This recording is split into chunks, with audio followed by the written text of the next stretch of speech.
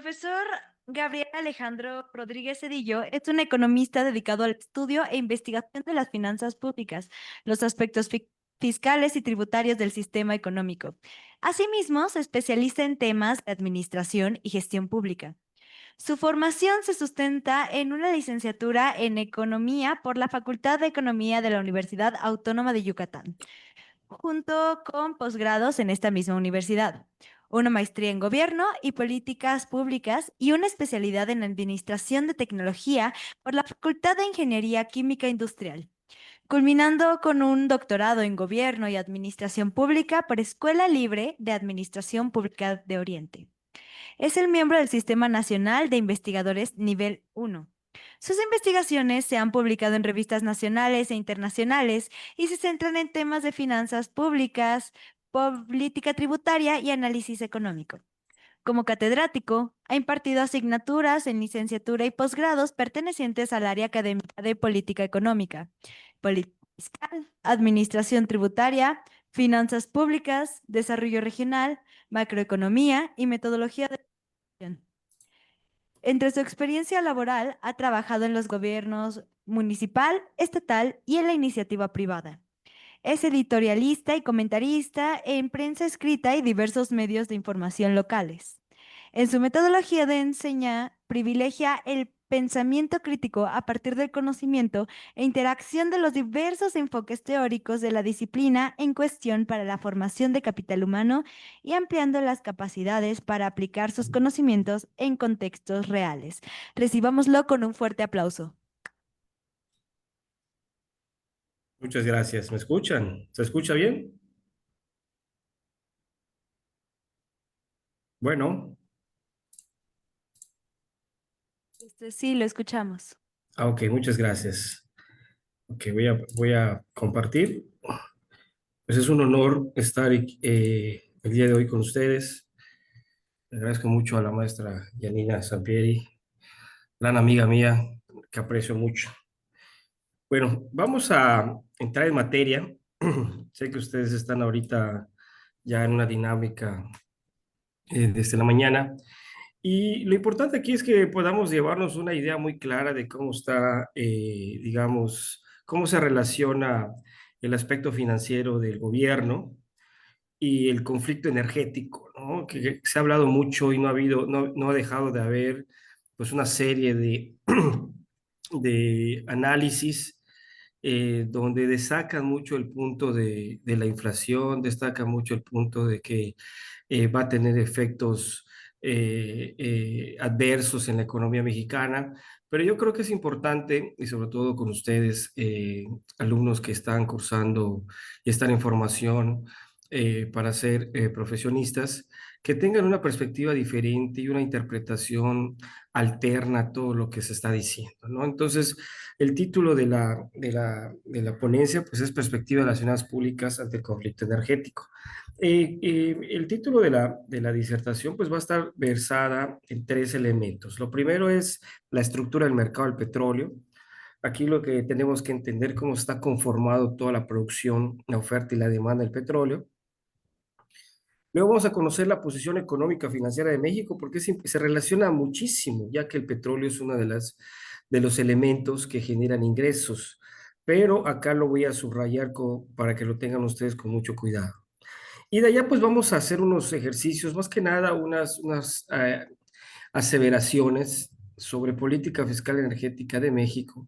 Digamos que, digamos, un marco que deba relacionar tanto el desarrollo energético como el desarrollo fiscal de nuestro país, ¿no? Y concluimos con algunos comentarios personales, ¿no? Bueno, esto me imagino que ustedes ya lo vieron desde que inició el conflicto. Es una infografía que ustedes ya conocen muy bien porque ya lo habrán estudiado en su licenciatura. Pues aquí lo que estamos tratando de identificar, pues, es el famosísimo estrecho de Hormuz, ¿no? Que creo que muchos no sabíamos que existía en dónde estaba, pero ahorita ya es famoso, ¿no?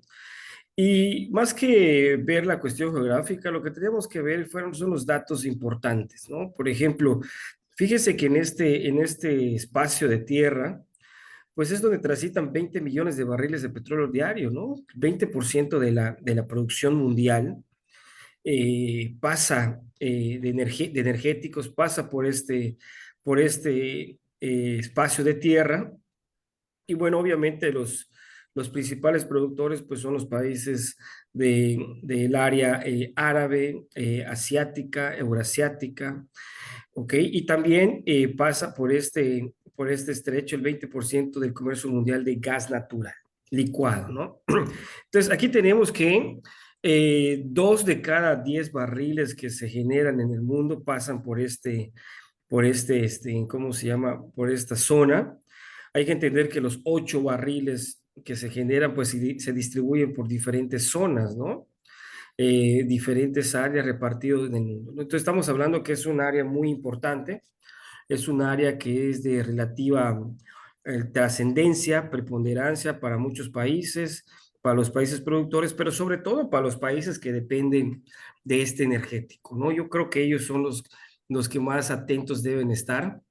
Disculpe, doctor. ¿Ok? En Eh, el sentido de que les impacta de manera directa, ¿no? Ahora, una vez teniendo esto y poniéndonos en perspectiva de qué es lo que representa en términos de energéticos esta zona, lo que debemos estar conociendo es, fíjese cómo está la producción del petróleo por región.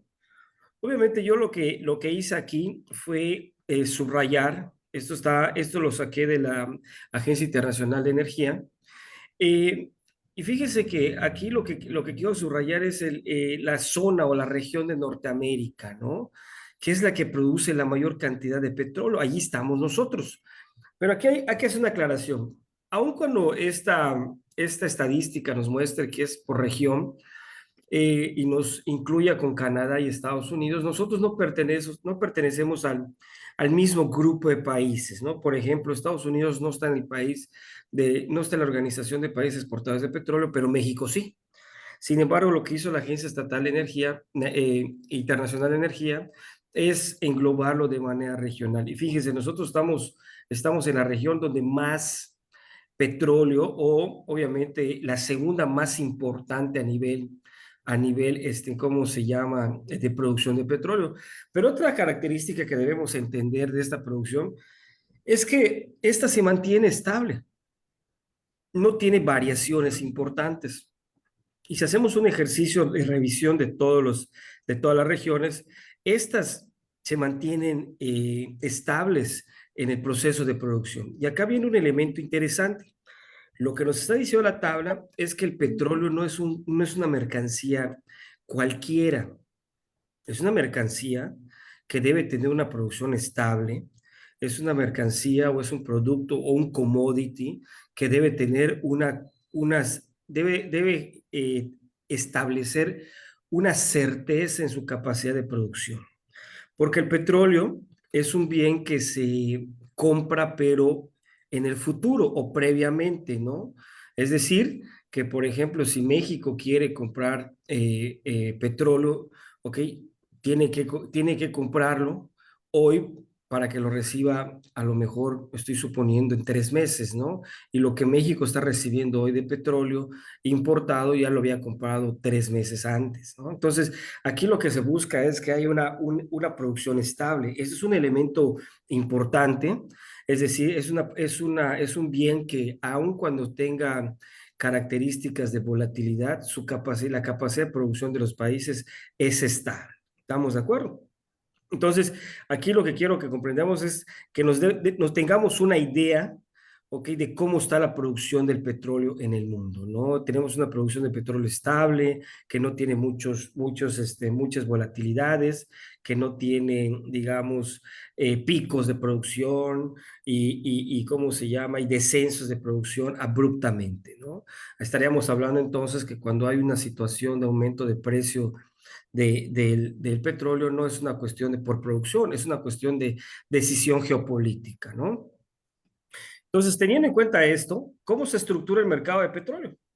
Pues aquí tenemos una producción global y si ustedes analizan cómo se está comportando la producción global y cómo la Agencia Internacional de Energía determina que va a haber un crecimiento estable hasta julio de 2026. ¿Ok? Sin embargo, pues ahorita, de acuerdo a los países que están dentro de la OPEP, aquí no estamos contando a México, México tiene una situación ahorita diferente por sus decisiones de política energética, había una disminución de la producción en 8 millones de barriles diarios, solo los países exportadores pertenecientes a la OPEP, ¿ok? Sin embargo, esta disminución de la producción está siendo compensada por Rusia y por Kazajistán, que también son parte de la OPEP, sin embargo, tienen unas características diferentes o especiales al estar en la OPEP, ¿no? Entonces, es decir, ¿qué estamos teniendo acá en cuenta? Que la OPEP, que la producción de petróleo, ¿ok? Está teniendo una tendencia, ¿sí? Al alza, ¿sí? Y además está teniendo una tendencia a estabilizarse. Es decir, no hay una disminución de la producción de petrolera. Hay que entender que en el estrecho de Hormuz no se detuvo la producción, es simplemente se dejó de transitar, de comercializar en esa zona, ¿no? Y bueno, por el otro lado, por el lado de la demanda, ustedes pueden checar cómo está la estadística, vean cómo se ha comportado la demanda desde 2019, 2024, 25 y 26. Vemos que la producción de petróleo o la demanda de petróleo en el mundo, pues ha aumentado, ¿sí? Y además que ha aumentado, es decir, la cantidad ha aumentado, tiene proyecciones de crecimiento hasta finales del 2026. Es decir, volvemos al ejercicio anterior, que el petróleo no estamos hablando de una baja en la producción, estamos hablando a lo mejor de almacenamiento de producción y ahorita con Ah, la situación del estrecho de Hormuz estamos diciendo que se está deteniendo la distribución. Te escucho, te escucho. disculpe que lo interrumpa. Lo que sucede es que podría poner su presentación completa, por favor. Es que Ok, no podemos ver la diapositiva correspondiente, no te solo podemos preocupes, no te preocupes. interrumpir. Vamos a ver. Lo que pasa, acá se veía completa. ¿Ya se ve? No, todavía no ha compartido Ok, pantalla. no te preocupes. Ahorita lo componemos. Por esa parte no tenemos que tener empacho. Tú me dices, ¿ya se ve? Ah, ya se ve. Ok, Muchísimas gracias. muchas gracias. Pero entonces, Pero todavía no se ve en pantalla completa. Creo que pueda presentarla. Ajá, con la pantalla completa, por favor. En presentación con diapositivas hay una opción que dice comenzar. sí, fíjate que le estoy dando la presentación completa y presentar con diapositivas, ¿eh? A ver, vamos a hablar, ya lo dejé compartir. A ver si es esta. Digo, si me lo confundo. Vamos a ver, tú me dices si se ve. Ay, perfecto. Muchísimas gracias. Disculpe la Ok, interrupción. Continúe. gracias. Entonces, lo que estamos viendo ahorita en cuanto a demanda es que la producción de petróleo, o mejor dicho, la demanda de petróleo, pues es creciente, ¿no? Más allá de que lo que nos pueda decir las tendencias o la moda de que los autos eléctricos, que hay que cambiar, hay que realizar la transición energética, hay que, ¿cómo se llama? Dejar de consumir combustibles fósiles o dejar de consumir energía por combustibles fósiles. Las estadísticas y la realidad mundial nos dicen otra cosa, ¿no? Es decir, y acá hago una primera aseveración, ¿no? Si realmente ya estuviésemos en un proceso de transición energética, si realmente fuesen los autos eléctricos el futuro, hoy no tuviésemos ningún problema en Hormuz, ¿ok? Pero lo que estamos viendo ahorita es una lucha por quién posee el principal canal de distribución o de comercialización o de tránsito del 20% de la producción de gas y petróleo en el mundo, ¿no? Entonces, aquí lo que se busca es que se prevé que la demanda mundial crezca, ¿ok? Entonces, estamos hablando que, ¿ok? Con respecto a 2026, pues sí tendríamos nosotros un aumento, ¿no? Aunque por la guerra con respecto a febrero y a marzo, pues hubo una disminución, ¿ok? Otro, otro elemento importante que hay que precisar, porque también cuando hablamos nosotros del petróleo, estamos hablando que el petróleo se descompone en diversos productos, ¿ok? No estamos hablando propiamente del petróleo crudo, sino estamos hablando de petróleo crudo, petróleo refinado y diversos productos, ¿no? Entonces, ¿qué es lo que se está afectando? Fíjese acá nada más para que empecemos a ver el canal de transmisión.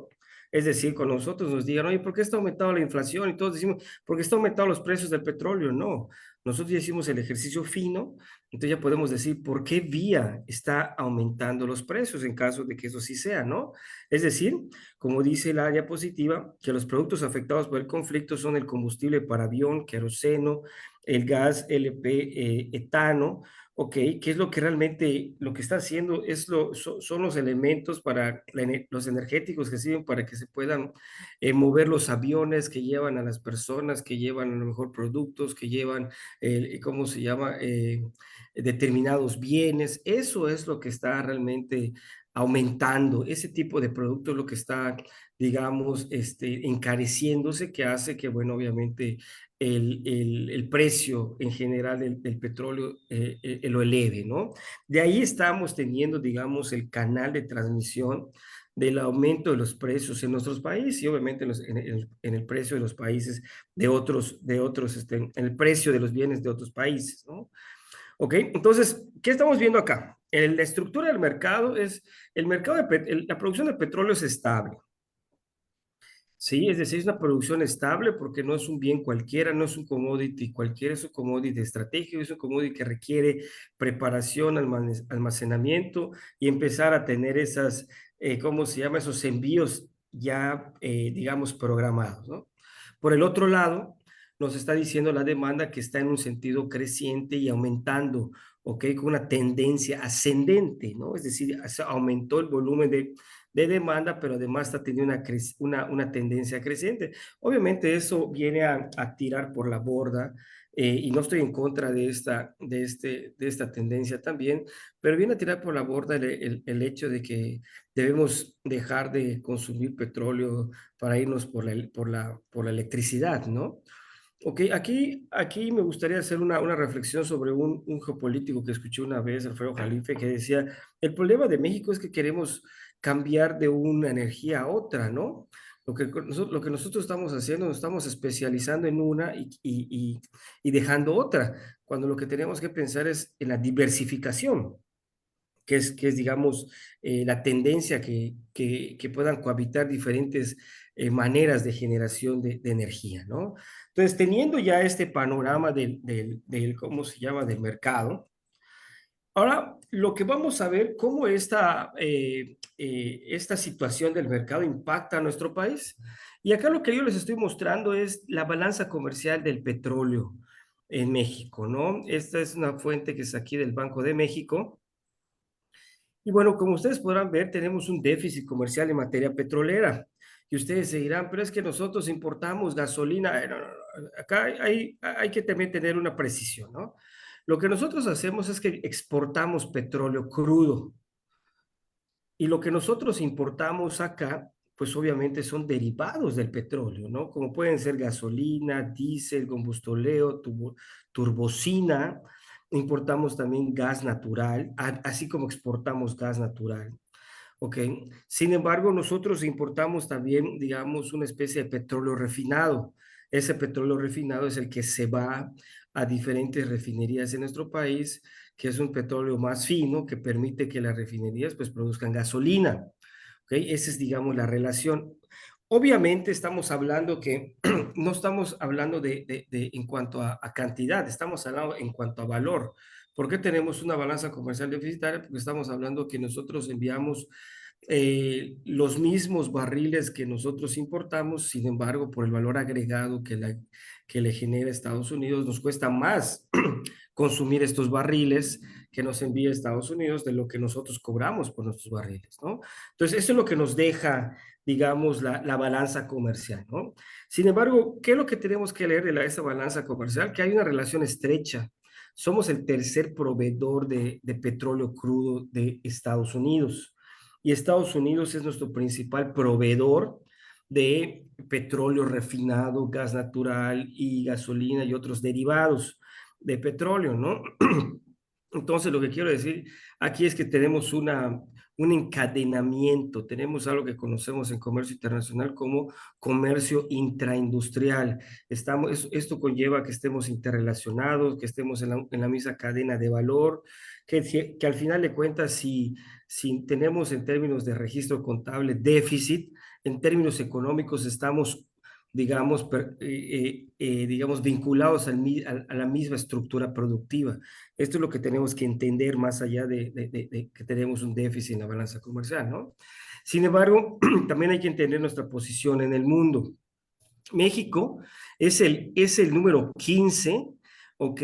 Exportador de petróleo de 138 países. O sea, imagínense, o sea, quiero que comprendan también la magnitud de dónde estamos y cuál es nuestra posición. De 138 países somos el exportador número 15 de petróleo crudo. ¿Sí? Que es un petróleo que se necesita para generar un petróleo refinado para hacer gasolina. Estamos en el primer lugar del eslabón de proveedores de petróleo, ¿no? Y en cuanto a importaciones, pues obviamente estamos muy por debajo del 0,5%, ¿no? Es decir, hay más exportadores, ¿ok? Es decir, importamos, perdón, pues sí importamos de Estados Unidos, pero realmente comparado a la importación que realizan otros países que también están en una lógica de comercio internacional e intraindustrial, pues somos un país que no realmente no es no somos los países tan dependientes como otros países que importan petróleo de otros estados, ¿no? Entonces, esto para que nosotros pongamos en una dimensión mucho más clara cómo estamos nosotros en materia energética. Y estoy hablando de materia energética del petróleo principalmente y del gas que se incluye ahí, porque al final de cuentas es el principal producto que tenemos, ¿no? Entonces, un primer elemento para rescatar es que el petróleo es un bien que se mantiene estable y que México realmente es un jugador preponderante en la estructura productiva y en el comercio internacional de petróleo, ¿ok? A nivel mundial, ¿no?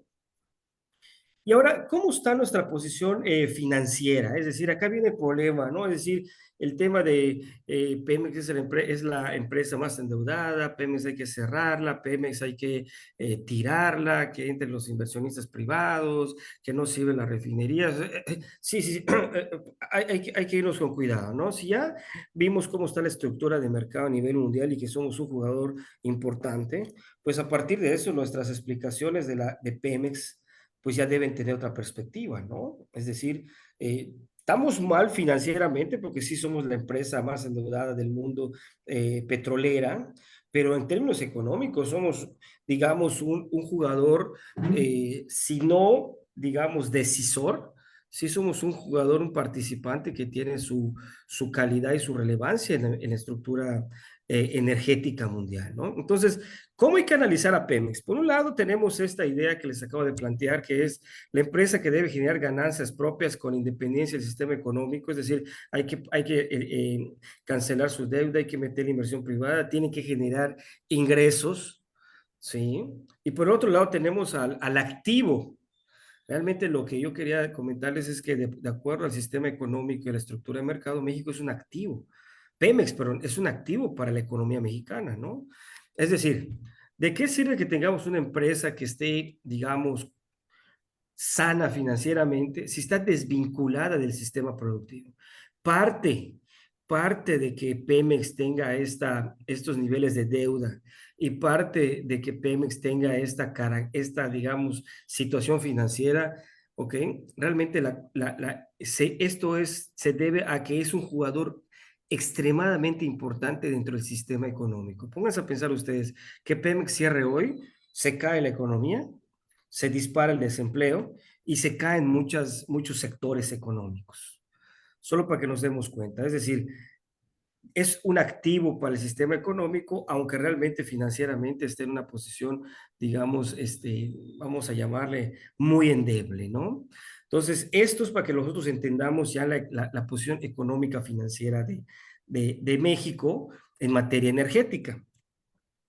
Ahora, Pemex siempre se ha hablado que es una empresa que, que provee 2 o 3 de cada 10 pesos que genera de ingresos el país, lo genera Pemex. Siempre se ha hablado de despetrolizar las finanzas, siempre se ha hablado de ya dejar de depender del petróleo, pero yo les pregunto, Si ustedes tienen una empresa y de esa empresa tienen 3 líneas de producción, de esas 3 líneas de producción, una es la que genera los mayores ingresos y dos no, mi pregunta sería, ¿solo porque debemos dejar de ser dependientes de esa, debemos eliminarla?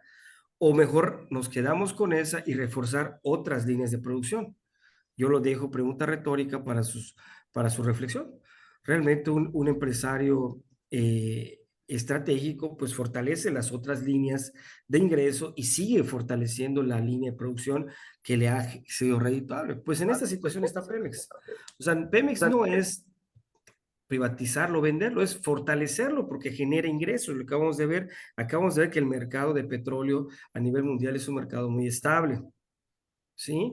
Entonces, aquí obviamente con el tiempo los ingresos petroleros como parte, como complemento de los ingresos públicos ha ido disminuyendo, pero esto se debe pues a las decisiones de dejar de despetrolizar nuestras finanzas públicas, ¿no?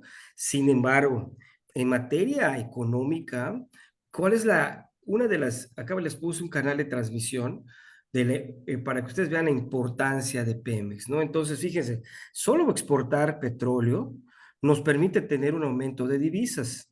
Este aumento de divisas nos ayuda a tener una posición mucho mejor de la tasa de cambio, lo que permite que los periodos inflacionarios sean mucho más controlados, que a su vez esta inflación y esa tasa de cambio más fuerte le brinda certeza a los empresarios para invertir, por lo tanto esto genera los incentivos de inversión, lo que conlleva aumentar el crecimiento económico y le permite tener un horizonte de producción a la economía de mediano plazo, ¿no? Es decir, sí, financieramente está dejando de generar ingresos, pero económicamente el ser un jugador relevante permite que el sistema económico esté fluyendo y tenga dinamismo.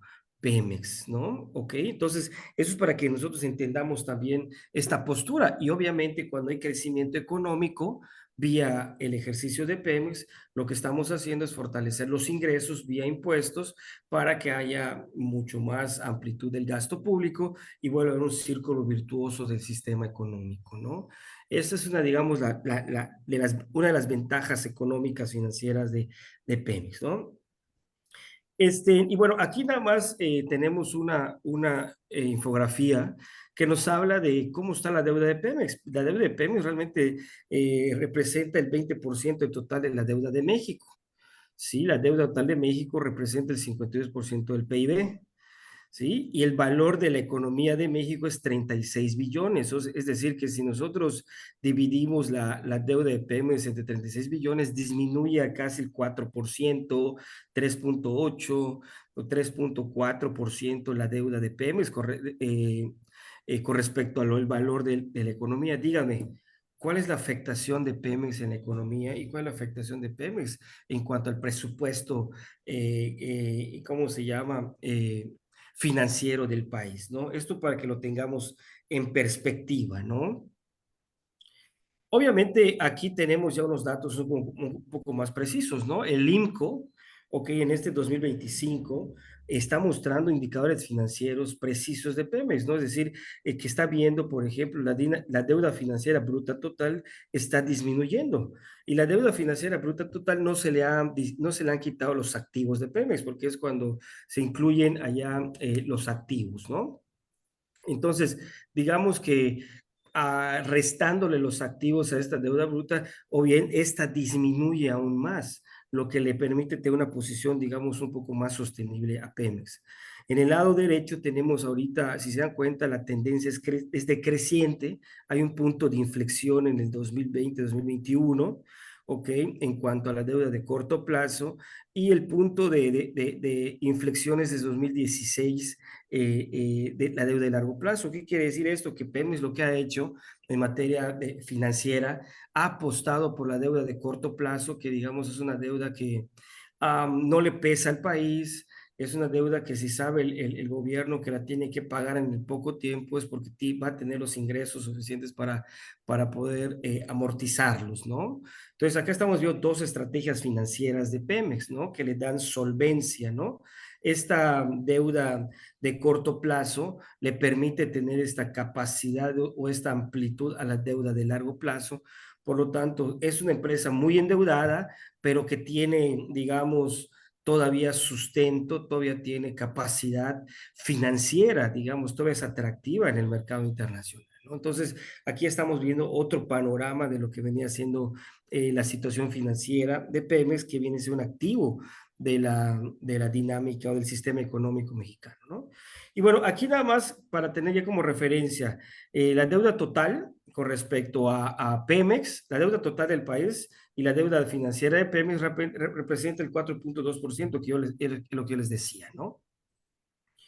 Y bueno, ya para ir concluyendo, no sé cómo voy de tiempo, aquí la idea era que pues ustedes empiecen a realizar comentarios. Pues, ¿a dónde iría toda esta situación que estamos viviendo? Una es que la Comisión Federal de Electricidad y Pemex, como dos empresas paraestatales, que a su vez son las que, digamos, sostienen la energía del país. Es decir, estamos llevando a cabo esta disertación, ustedes están llevando a cabo su jornada, ¿ok? Al final de cuentas, estamos estrechamente vinculados con la Comisión ICOPEMEX, ¿ok? Y digamos, permite que la dinámica económica de la sociedad se cumpla, ¿no? Ahora, ¿dónde está relacionado la política fiscal con la política energética, ¿no? Ahorita lo que se ha discutido mucho es que el gobierno ha apoyado mucho a Pemex, pero es obvio, es su empresa. Yo le tengo que invertir para ir, digamos, ajustando las cuentas, brindándole viabilidad financiera.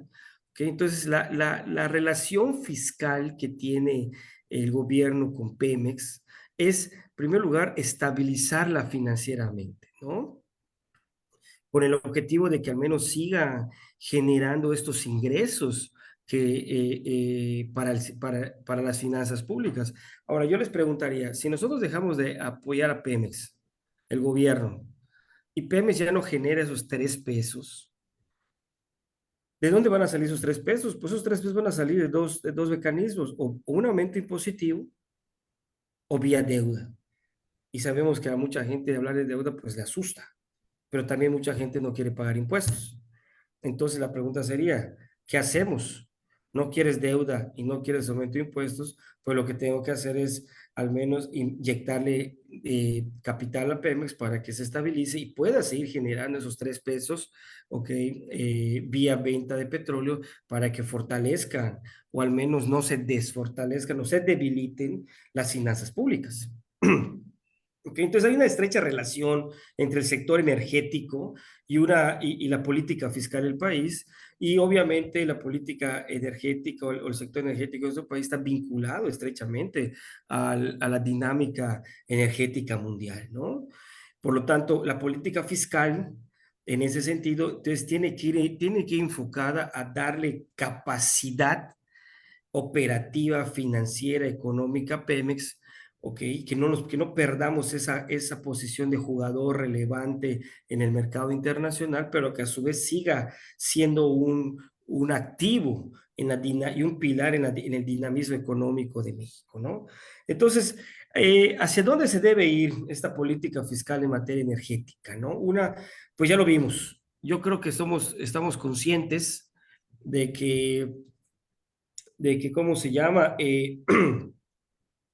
Si estamos viviendo una situación bélica que no depende de nosotros, estamos viviendo una situación que viene siendo un choque externo, ¿ok? Por lo que tenemos que hacer es tratar de fortalecernos para que esos choques externos, esas situaciones externas, no nos peguen demasiado. Entonces tenemos que apostarle a algo que pues le llaman soberanía energética, ¿no? ¿Por dónde va la soberanía energética? Primero, fortalecer nuestras empresas generadoras de energía. Dos, tener una política de diversificación. Unos le llaman transición, ¿ok? Confundimos transición, es decir, pasar de combustibles fósiles a, ¿cómo se llama?, a combustibles como sea, amigables con el medio ambiente, ¿no? Cuando realmente debemos tener una política de diversificación. Los chinos dijeron, a ver, señores, yo no puedo estar dependiendo de una fuente de petróleo, entonces yo voy a seguir produciendo carbón, nuclear, eólica, alternativa, solar, el petróleo, porque cualquier factor o choque externo que llegue a suceder en el mundo, pues nosotros tenemos esos amortiguadores energéticos, económicos energéticos, ¿no? Veamos el contrafactual, veamos la necedad ambiental de Europa, ¿qué le llevó a hacer? Pues obviamente a depender del gas ruso que afectó el sistema económico de Alemania. Lo mismo pasa con España, es decir, privatizó todo su sistema eléctrico y entonces una parte o gran parte de la inflación española pues se explicaba por un aumento de las tarifas eléctricas, ¿no? Entonces, vemos casos en el mundo que pensamos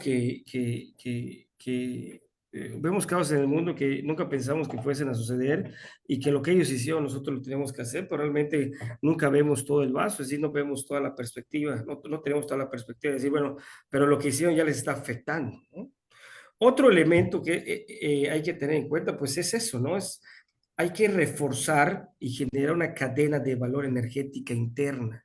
Es decir, hay que lograr la vinculación entre la Comisión Federal y Pemex de tal manera que las dos puedan ser las grandes proveedoras de energía y que también en su misma capacidad de provisión puedan tener la capacidad de, digamos, ajustar los precios en función de la dinámica económica, ¿no?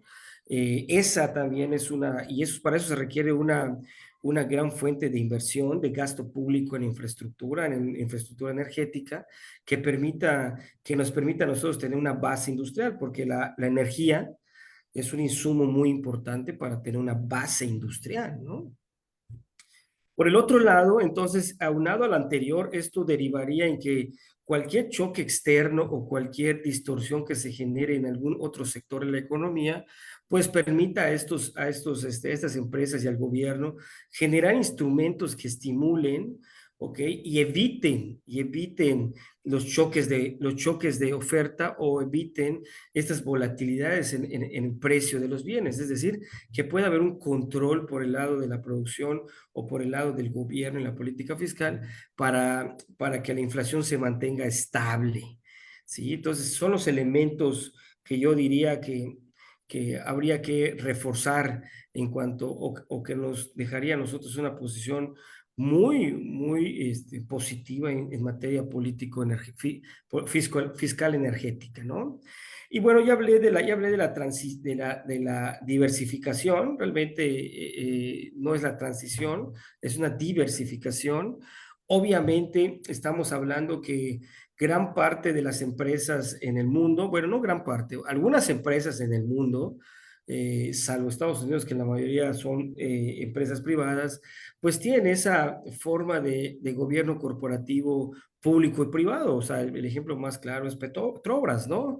Ahorita Argentina está teniendo un golpeteo con yacimientos petroleros, ¿cómo se llama? YPF, donde el actual gobernante pues quiere privatizarlo totalmente, pero lo que no sabe que esto va a ser contraproducente, ¿no? Es decir, la inversión privada sirve como complemento, la inversión privada siempre va a ser un instrumento muy positivo cuando se regula y cuando se especifica dónde se tiene que invertir y cuáles son las áreas de inversión donde hay espacio para la inversión privada, ¿no? Y bueno, obviamente todo esto pues va a generar un círculo virtuoso. Una empresa fuerte va a generar ingresos que van a generar, digamos, fortalecer las finanzas. Unas finanzas fuertes pues va a tener la capacidad de ejecutar un gasto público que permita a su vez reactivar, reincentivar, fortalecer, impulsar, fomentar las empresas paraestatales, energéticas, y por qué no hablar de otras empresas, de otras industrias que estén vinculadas al sector energético, ¿no? Entonces, aquí lo que yo estoy viendo son áreas de oportunidad importantes. Yo no estoy viendo, no me estoy centrando propiamente en la explicación sencilla y creo que ligera de decir, bueno, el conflicto de petrolero lo que va a traer es un aumento inflacionario. Allá está la discusión y de allá no sale, ¿no? O sea, sí, ya lo sabemos. Esto genera siempre y cuando nosotros no estemos preparados, pero si nosotros estamos preparados, no necesariamente un conflicto bélico que le pegue al sector energético nos va a pegar de manera de que haya un aumento inflacionario. Al contrario, todo esto que estoy planteando, todo este elemento de intervención de la política fiscal, lo que va a procurar es brindarle resiliencia y capacidad productiva en el largo plazo al sistema, a la industria energética, a su vez que también le va a permitir pues controlar las diferentes variables del sistema económico, como la demanda efectiva, el crecimiento económico, el desempleo, la inflación, ¿ok? Y hasta la tasa de interés vía tasa de cambio, ¿ok? Y bueno, ya para ir cerrando, pues aquí hay algunas conclusiones, digamos, que abren líneas de trabajo, que hay investigaciones con respecto a ello, ¿no? En materia de la relación política fiscal, política energética, ¿no? Entonces, con los efectos en la provisión de energía debido al conflicto bélico, se debe profundizar la estrategia de soberanía energética, ¿no? Digamos que ahorita con todo esto que estamos teniendo, debemos tener la estrategia de soberanía estratégica como un elemento de política de transeccional, ¿sí? Si ya vemos, si discutimos todos los días que un conflicto bélico aumenta los precios, el problema es que no es que aumente los precios, el problema es que si no tenemos los instrumentos que permitan que los precios se controlen, ¿ok? O digamos, se logren, digamos, neutralizar el aumento de impuestos, eh, cualquier digamos, acción ajena a una estrategia de soberanía energética, pues siempre vamos a estar discutiendo lo mismo y siempre vamos a tener los canales los canales de transmisión, en el cual la inflación siempre va a ser el punto final de estos efectos, ¿no? El otro elemento es que México aún es un jugador indispensable en el mercado energético mundial, tanto exportador como importador, así que no podemos echar las campanas al vuelo de decir, está endeudada, vamos a venderla, vamos a desmantelarla y vamos a regalársela a los inversionistas privados. No, realmente si aún sigue siendo un jugador muy importante en el mercado energético, lo que se tiene que hacer es un acuerdo, una negociación o ¿cómo se llama? O una estrategia de complemento entre inversión pública e inversión privada. Pero hay que tener en cuenta que siempre hay que tener en nuestro radar que Pemex es un sector estratégico, que no solo nos genera ingresos, no solo dinamiza la economía, sino que nos da capacidad de negociación y nos pone con un valor importante en el mercado internacional, en el sistema internacional, ¿no? Fíjense las ventajas de lo que tiene Pemex. No lo podemos ver desde una perspectiva de, de, de Estado versus mercado, ¿no? Y bueno, para concluir, pues obviamente la fortaleza de las finanzas públicas en México ya no descansa en los ingresos Pemex, ¿no? Pero sí, obviamente, la contribución de esta empresa en el sistema económico es muy importante, ¿no? Ahorita se está teniendo un aumento recaudatorio con estrategias administrativas, ¿ok? Sin embargo, pues esto complementa también que la producción petrolera, es decir, los ingresos que genera Pemex vía exportación, lo que debe derivar en, digamos, en una, si no en una inmunidad de las finanzas públicas, porque obviamente estaríamos hablando de algo muy aventurero, sí en una capacidad de espacio fiscal, que no tengamos esa presión financiera, que tengamos la capacidad de adquirir deudas y tener que estar dependiendo de las calificadoras internacionales, cuando dependemos de lo que las notas internacionales, estamos en una lógica de decir, bueno, no estoy bien, pero lo que digan ellos, pues ya puedo ser atractivo por invertir, ¿no? Sino que que la capacidad, el atractivo productivo esté ajeno a todo eso y solo esté en función de la fortaleza productiva de Pemex, ¿no? Entonces, con esto yo creo que lo tendríamos, cerraríamos la disertación.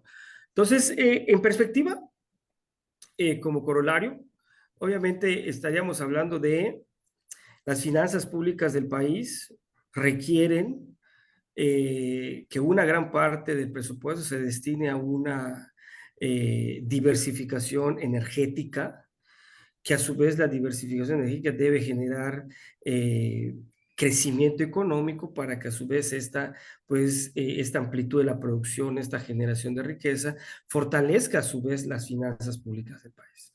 El hecho de hablar nada más de que el conflicto petrolero nos está generando, ¿cómo se llama? Eh, eh, un aumento de precios llamado inflación, pues es una manera y una perspectiva muy pequeña, muy ligera, digamos, no quiero usar la palabra simplista, pero muy acotada de ver el conflicto geopolítico y no ver realmente las capacidades energéticas y productivas que tiene nuestro país, tanto en México como a nivel exterior, ¿no? Y bueno, con esto concluyo, espero no haber sido cansado, quise ser muy sucinto, muy, ¿cómo se llama?, concreto, porque prefería mucho la interacción, las preguntas y respuestas. Muchas gracias y quedo a sus órdenes. Bueno, a continuación procederemos con la sesión de preguntas y respuestas para quien guste proceder con su pregunta.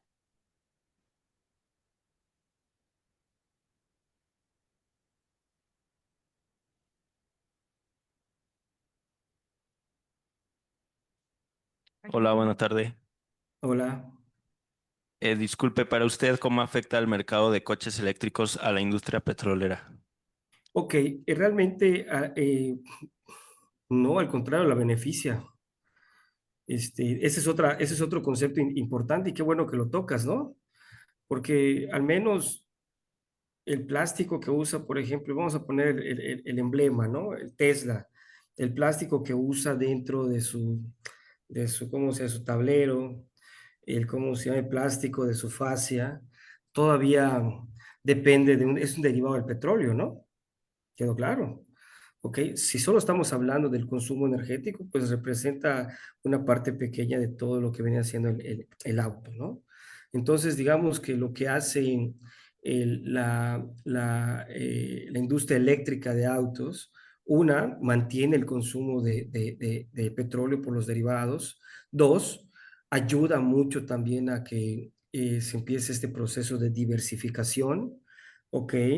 Y tres, obviamente, esto va a permitir a que Pemex o la industria energética, por digamos, recurso fósil, pueda ir, digamos, especializándose, ¿no? Que entienda que hay que atender la energía del mercado que se está diversificando, ¿no? Entonces, yo no veo afectación, yo tampoco pienso que va a haber un cambio radical en donde ya no exista la gasolina y como dicen por allá, que el petróleo lo vamos a ver en los museos, ¿no? El petróleo realmente, según un estudio de la BBC, todavía faltan 800 millones de años para que empiece el petróleo en el mundo a tener un rendimiento decreciente, ¿no? Entonces, ese sería mi comentario con respecto a la industria automotriz eléctrica. Perfecto. ¿Alguien más tiene alguna pregunta? Pregunten por favor para allá. Este, ah,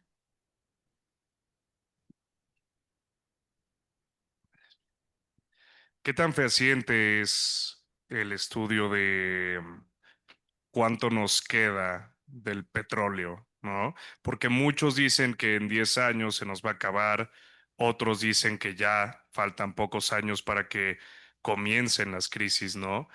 Y digo, no sé cómo lo vean los demás, no sé cómo ustedes lo vean, ¿no? Pero pensar en una crisis petrolera es algo pues bastante alarmante, ¿no? Entonces me gustaría preguntarle qué tan fehacientes son estos estudios, ¿no? Claro, pues realmente la BBC está en internet, la verdad ahorita lo metizo como una referencia, pero es de una universidad de Nueva Zelanda, donde ya ves que allá en esos países pues hay unas cuestiones geológicas muy importantes, este, que determinó que con base en unos yacimientos que encontraron en esos países, ok, estimaron que realmente la producción de petróleo pues todavía sigue madurando, o sea, sigue habiendo el proceso de maduración, por lo tanto, ellos estimaron que la producción de petróleo o la generación de petróleo por parte de la geología del mundo, pues a partir de 800 años iba a empezar a disminuir, ¿no? Ahora, eso es lo que te puedo decir. Dos, sí, todos dicen 5 años, 3 años, 20 minutos, en 5 minutos, ahorita va a acabar, pero si tú, por eso recuerdas que les mostré la estadística, se ha mantenido estable. La producción de petróleo no es una producción de picos ni de depresiones. Es una producción estable. Esto nos dice que la demanda y la producción va de acuerdo a las dinámicas económicas. Ahora, si estamos hablando que, si estamos hablando que el petróleo es una fuente de energía y los países desarrollados que requieren mucha energía demandan petróleo, la pregunta sería, en el mundo, ¿cuántos países desarrollados hay versus países atrasados que su consumo de energía es muy bajo?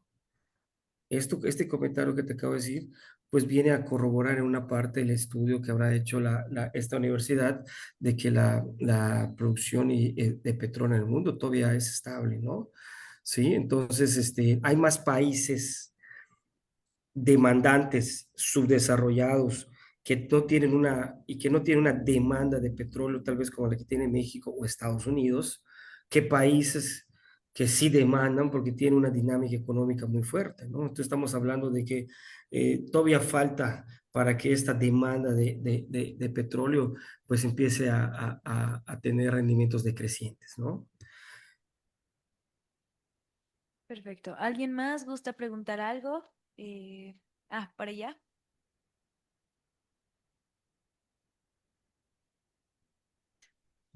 Sí, hola, buenas tardes. Buenas tardes. Respecto a preguntar, ¿qué tan viable ve usted las nuevas energías como que se sacan de energía nuclear prácticamente? ¿Qué tan viables podrían ser? Ok, fíjate, si lo vemos en términos financieros, a mí me encanta este tema porque cuando hablamos de viabilidad estamos hablando de una perspectiva financiera, ¿sí o no? Nuestra cabecita está hablando de una perspectiva financiera, está hablando de que nuestra corrida financiera ya nos dé un bar y un TIR positivo para que podamos decir que es tan viable, ¿no? Pero yo la viabilidad lo veo uno, en el largo plazo y dos, no en la capacidad financiera, sino en la capacidad de generar dinamismo económico. Yo apuesto que a lo mejor la energía nuclear, que creo que es muy cara, no es tan viable financieramente, pero en términos geopolíticos, en términos económicos, en términos de encadenamiento productivo y de dependencia, obviamente, es extremadamente viable. Es decir, como les comenté hace ratito, ¿no? O sea, los chinos dijeron, señores, yo no voy a depender solo de una fuente de energía, yo voy a tener mis 5 fuentes de energía, porque si una desaparece, tengo otras, ¿no? Es decir, aquí la viabilidad va a estar en función también de qué tanto desaparezca una, ¿no? Entonces, siempre es importante la diversificación, siempre es importante tener, digamos, varias áreas o varias líneas de producción, ¿cómo se llama?, abiertas para evitar los choques externos. Y si hablamos de un choque externo y lo podemos amortiguar y podemos evitar que los efectos negativos se trasladen a nuestra economía, eso para mí ya lo hace extremadamente viable. ¿Ok? Las fuentes de energías alternativas como la nuclear. Perfecto. ¿Alguna otra duda? Em, ah,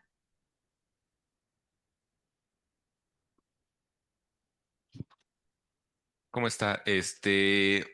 Mi pregunta es si usted sobre el sector enérgico y todo ese tipo energético que hay y todo y lo amplio que es hoy en día, ¿usted cómo lo ve para nosotros como RCI? O sea, ¿cómo ve ese mercado? ¿Ve un mercado creciente? ¿Ve un mercado que sí nos pueda favorecer en cuanto a nuestros intereses? Claro, sí, totalmente, totalmente. Yo creo que es un área extremadamente estratégica y es más, es un área yo diría que hasta el hecho de que tengamos una capacidad de diversificación energética nos va a dar una posición geopolítica importante y eso obviamente ya estamos hablando de que es el vínculo internacional por naturaleza, ¿no? Es decir, a ustedes como estudiantes de RCI les ayuda mucho que se fortalezca la industria energética, no, les va a ayudar muchísimo. Bueno, también a mí como economista, como estudioso de las finanzas públicas, que se fortalezca el sistema energético, porque el sistema energético por naturaleza, su vocación es internacional. Lo acabamos de ver, ¿no? Es un producto, es un commodity internacional, el precio se determina a nivel internacional, ¿ok? El precio que acá en México se pone con respecto al petróleo y sus derivados es por un precio internacional, así que es una cuestión natural esta industria energética de los estudiosos de RI, RCI y comercio internacional, por naturaleza. Perfecto. Continuamos con la sección de preguntas. Si alguien gusta participar.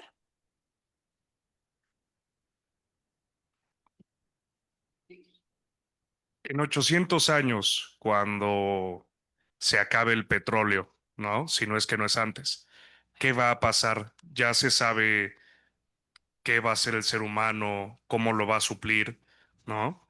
¿Ya hay alguna solución proyectada? Mira, me estás haciendo una pregunta de oráculo, ¿no?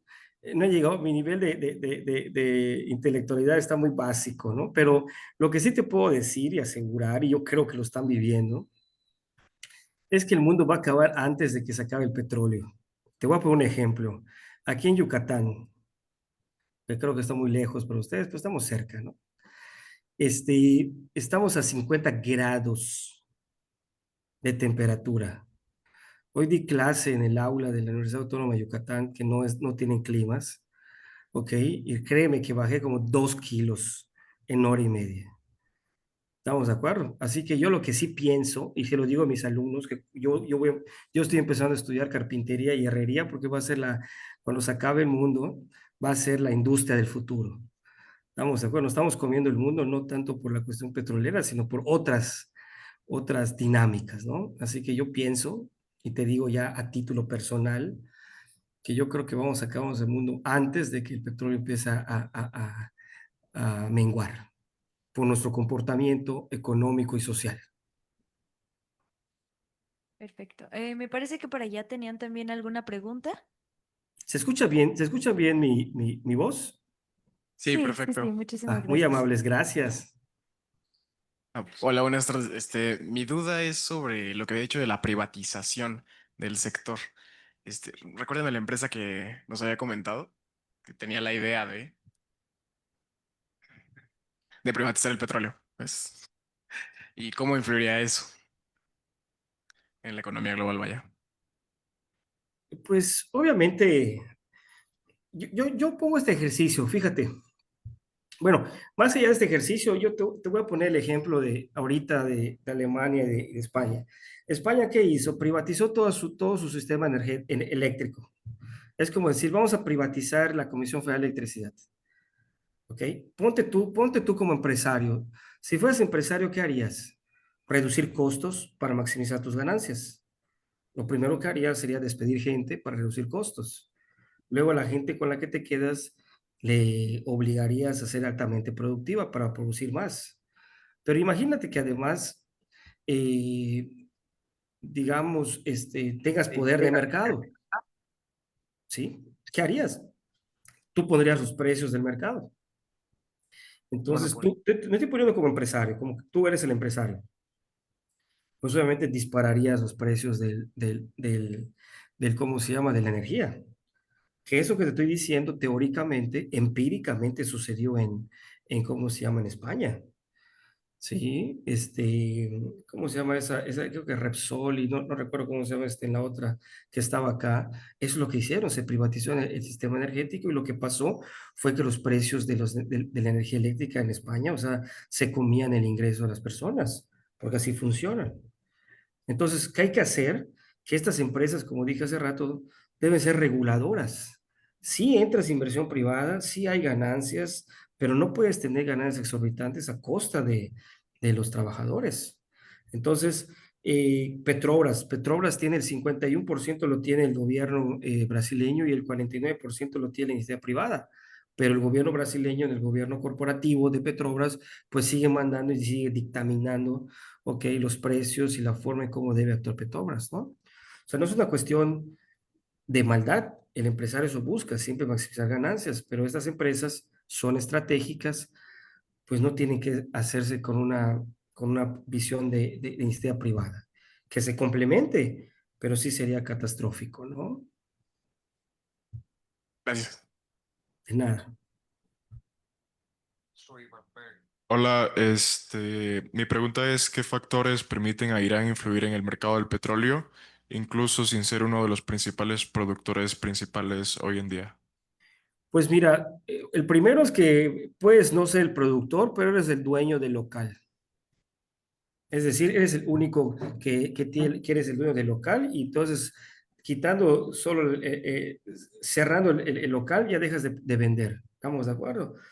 Ese es uno, ¿no? Es decir, el estrecho de Hormuz. Dos, Irán, pues obviamente no es un gran productor, pero digamos en términos de petróleo, tiene el petróleo, digamos, más fino, que no requiere un proceso industrial, es por naturaleza, y eso le da un valor agregado, es decir, tiene un insumo, pues, pues, digamos, extremadamente extraordinario, ¿no? Sí que le inviertas muchísimo, ¿no?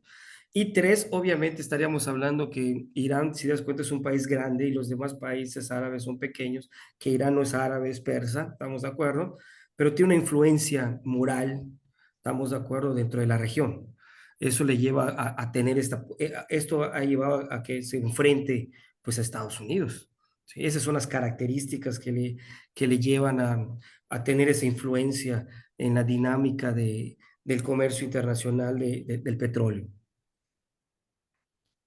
Vale, gracias. De nada. Bien, por acá también tenemos a alguien que quiere preguntar. Yo, ay, bueno, mi pregunta es, ¿qué aspecto de las finanzas, pues ahorita públicas de México, le preocupa más en este, pues, escenario? La que más. Ok, a mí lo que me preocupa más en este escenario es el gasto público. El gasto público se está reduciendo. El gasto público con respecto a los años anteriores se está haciendo menor y obviamente esto qué va a hacer que va a impactar en la dinámica económica. El sistema económico funciona con dos cosas, con la iniciativa de los empresarios y de los compradores o consumidores y del dinero que entre para acelerar los intercambios comerciales. Entonces, el gasto público, si se reduce, pues obviamente los intercambios mercantiles o comerciales van a disminuir, lo que conlleva que se pueda detener las decisiones económicas de los inversionistas y de los consumidores, ¿no? Ese es, digamos, el punto que a mí me preocuparía, que hay una reducción del gasto público, ¿no? El gasto público es una variable que por naturaleza impulsa el crecimiento económico. Ok, de este otro lado también tenemos una pregunta. Sí, hola doctor, buenas tardes. Mi Buenas pregunta tardes. va más como la producción nacional. O sea, menciona que México es uno de los países que más exporta crudo. ¿Por qué, o mejor dicho, qué cambios o qué limitaciones ve usted en poder, ¿cómo se llama?, refinarlo aquí o poder destinarlo para consumo aquí? Güey, esa es una pregunta realmente de un ingeniero petroquímico, ¿no? Pero te voy a hacer como mi pobre análisis, ¿no? Realmente Estados Unidos requiere mucho el petróleo crudo, porque su infraestructura de refinación, o sea, tiene la infraestructura para refinar petróleo crudo. ¿Estamos de acuerdo? Y eso nos ayuda mucho porque el que tenemos es el crudo, es el más pesado, el más denso, el más sucio, ¿no? Entonces a nosotros nos genera mucho beneficio. Y dos, la estructura de refinación de nosotros está construida en función de un petróleo más ligero. Sí, por eso yo dije hace rato, recuerden que les hablé de comercio internacional, intraindustrial y que nosotros realmente pertenecemos a la misma cadena de valor energética que Estados Unidos. Es yo te doy el crudo, tú lo refinas, me das el ligero, yo acá lo refino, le doy gasolina y se genera un círculo de producción de encadenamiento, ¿no? Pero eso, para concretizar tu respuesta, sería que volvamos a invertir en refinerías que puedan procesar a gran escala petróleo crudo, a gran escala. Entonces, allá sería, digamos, ¿cómo se llama? Esa línea, esa alternativa para hacerlo, ¿no? Perfecto, les agradecemos mucho. Bueno, si alguien quiere realizar otra pregunta o... perfecto. Entonces continuaremos con la entrega del reconocimiento. Por favor, podrían hacernos el favor de... Ok.